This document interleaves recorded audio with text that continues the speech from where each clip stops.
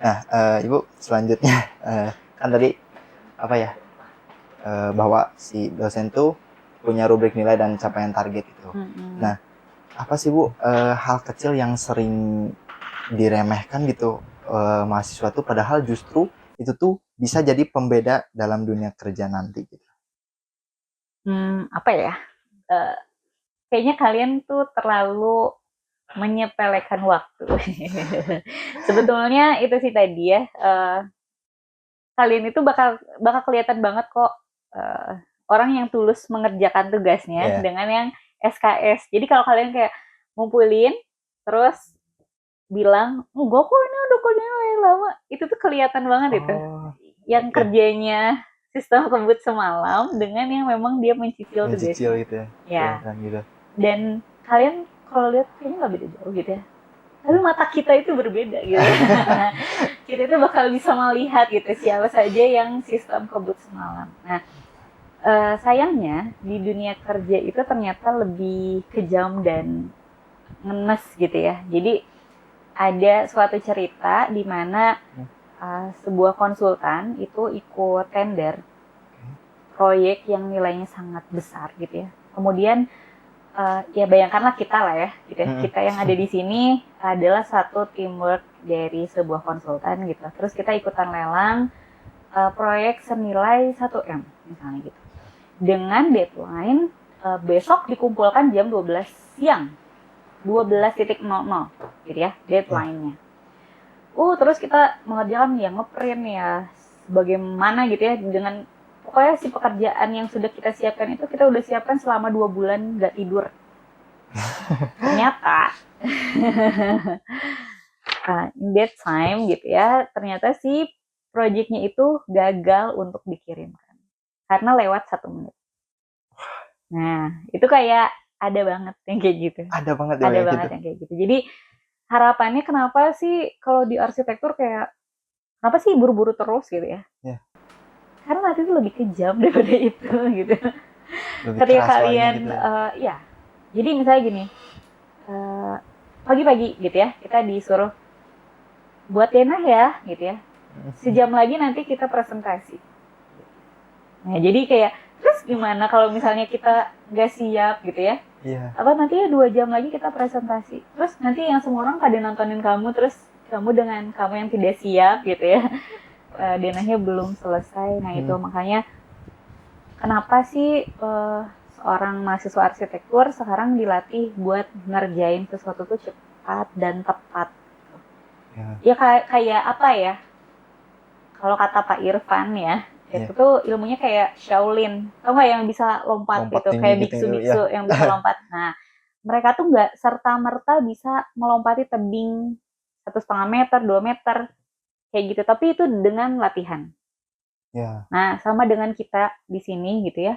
Kita nggak akan bisa berpikir cepat dan tepat kalau kita nggak pernah dikasih rintangan, ya nggak? Iya, betul. Jadi kan awalnya DPA dulu, DSKB SKB. dulu, bikin pos jaga dulu, mungkin itu ya. Ya. Lama-lama makin kompleks, lama-lama high rise gitu ya, lama-lama berkontur plus high rise juga misalnya gitu ya, Ya. mix use gitu. Pokoknya targetnya beda-beda tapi waktunya sama nggak? Satu semester sama apa beda? Sama. Antara tingkat 1 dan tingkat 3 gitu. Sama. Sama kan? Dengan waktu yang sama kalian nyadar nggak? Kalian tuh lebih cepat daripada dulu. Nah, secara nggak sadar, kalian tuh sekarang udah lebih cepat gitu ya. Dibanding kalian dengan yang dulu mengerjakan pos jaga. Nah, waktu ngerjain pos jaga kayaknya 1 semester tuh kurang gitu ya. Gitu ya. Tapi sekarang dengan tugas yang lebih kompleks lagi gitu, kalian mampu kok ngelesain itu semua. Berarti kecepatan kalian udah nambah sebenarnya gitu secara nggak disadari gitu kan. Yeah. Nah, sama dengan ya tadi gitu, kalian mungkin hal-hal yang tadi ya terlalu menyepelekan waktu gitu ya. Padahal waktu itu sangat berarti untuk mencicil lebih mengasah lagi kita gitu. Iya sih, ya saya juga pribadi ngerasa gitu kayak ngelihat yang gambar-gambar bisa lebih cepet gitu. Kenapa dulu tuh kayak nggak cukup gitu waktunya? Mungkin karena si pace-nya gitu ya, kita jadi terbiasa gitu dengan gambar itu. Nah, karena saya juga sih Bu masih susah gitu ya dalam mengatur waktu sebenarnya. kadang suka malas, suka itu gitu, suka ada apalah gitu. Nah ini apa Bu tips and trick gitu menyeimbangkan kuliah dengan social life gitu? Kayak kan Ibu aktif di himpunan nih, dulu tuh kayak himpunan HMA banget. Iya, iya. Dulu ketika masih berkuliah tuh di Tenas, nah bagaimana cara Ibu menyeimbangkan antara akademik dan social life, sosialisasi di organisasi gitu Bu?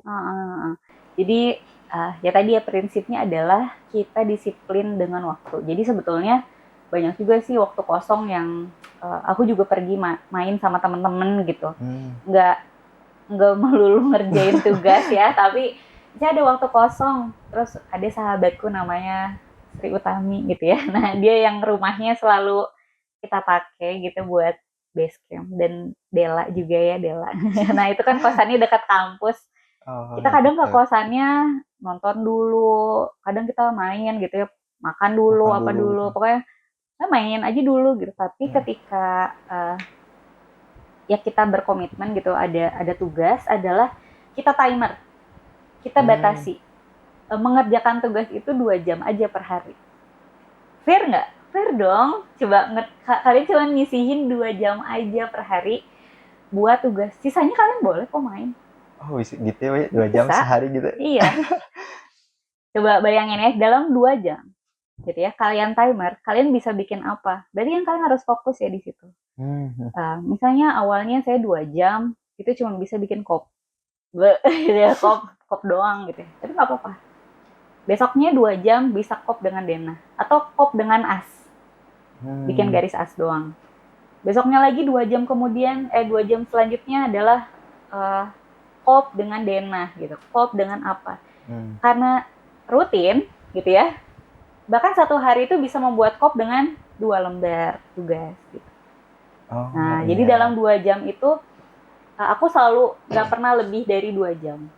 Selalu 2 jam. Selalu 2 jam itu. Selalu 2 jam. Nggak pernah 6 jam untuk belajar, 2 jam buat mainan. Enggak sih gitu ya. Karena di luar perkuliahan pun aku masih punya teman main lagi. Sama teman-teman SMA gitu. Jadi sama teman SMA aku itu main terus. Sampai kadang dimarahin juga ya main terus. Nah, itu waktunya kayak gitu. Bahkan aku pun ada kerja juga.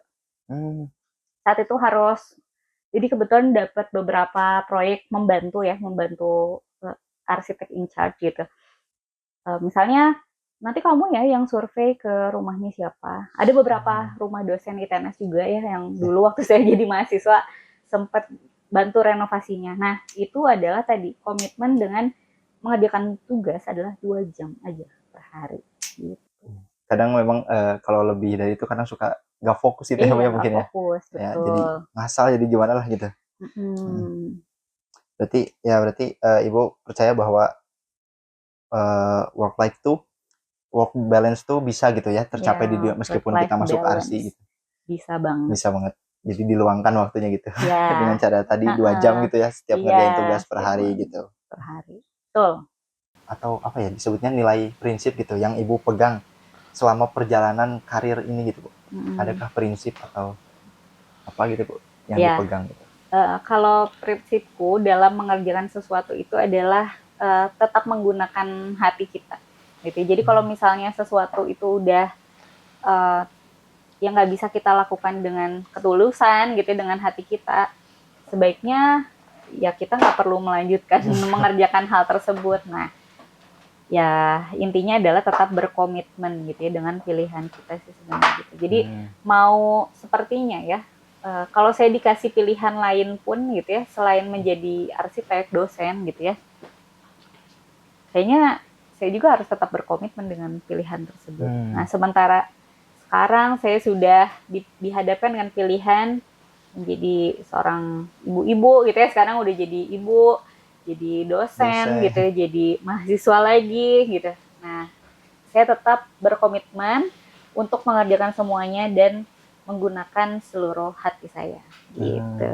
Jadi jangan sekalipun kita mengerjakan sesuatu itu tanpa ketulusan hati. Ya. Jadi tetap berkomitmen ya Bu ya, kayak tujuan kita ini berarti kita komitmen kita tuh di situ gitu. Ada rasa tanggung jawab mungkin ya Bu ya. Kita harus beres nih gitu.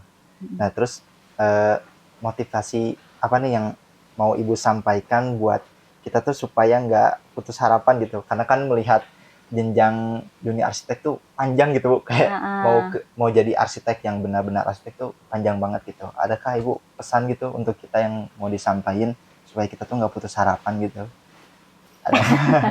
Ya sebenarnya nggak usah putus harapan ya, karena motivasinya adalah kalian itu bagian dari bonus demografi ya. Jadi sebetulnya kalian itu begitu powerful gitu. Gen zilenial ini jumlahnya lebih banyak. Kalian itu powerful banget gitu untuk menentukan arah masa depan. Nah, sementara kalau misalnya kalian itu sekarang udah putus harapan, siapa yang mau lanjutin masa depan gitu? Dibanding orang-orang sebelumnya yang udah pada tua gitu. Yeah. Jadi sebenarnya kalian itu adalah sekarang adalah kunci dari perubahan dunia sebetulnya. Iya, betul. Ya, jadi kalian jangan sampai putus harapan ya guys ya, karena kita juga termasuk tadi ya bonus demografi gitu ya. Jadi perubahan akan selanjutnya ya dipegang oleh kita gitu. Makanya jangan sampai nanti kalau misalnya kita sampai putus harapan, siapa yang mau melanjutin gitu? Kan nggak ada gitu. Nah, kayak ada slogannya Indonesia Emas katanya gitu. Indonesia sebetulnya kalau dikaitkan lebih ke dibanding dengan negara-negara maju lain yang udah mulai mengalami defisit populasi gitu ya, Indonesia itu justru bonus demografi. Kita itu angka kelahirannya makin tinggi gitu di era sekarang. Berarti kan tenaga kerja, tenaga pikiran gitu ya, pikirannya gitu ya, kreativitasnya jumlahnya lebih banyak lagi gitu dibanding negara lain. Jadi jangan putus harapan gitu ya. Justru kalian kan yang akan mengubah dunia. Kayak di Jepang gitu ya Bu, kan udah mulai berkurang gitu ya manusia tuh. Kalau misalnya di sini tidak ada kesempatan, coba tuh melangkah keluar negeri. Siapa tahu kalian lebih bisa berkarya juga. Membawa nama Indonesia ya. Amin. Semoga kita bisa gitu. Jadi thank you buat kamu yang udah dengerin podcast ini. Kalau kamu merasa episode ini tuh bermanfaat, boleh di like dan juga share ya ke teman-teman kamu yang punya masalah yang sama gitu. Dan jangan lupa juga komen. Dan jangan lupa ya follow Ruang Dialog ini di platform favorit kamu, karena setiap dialog pasti punya cerita.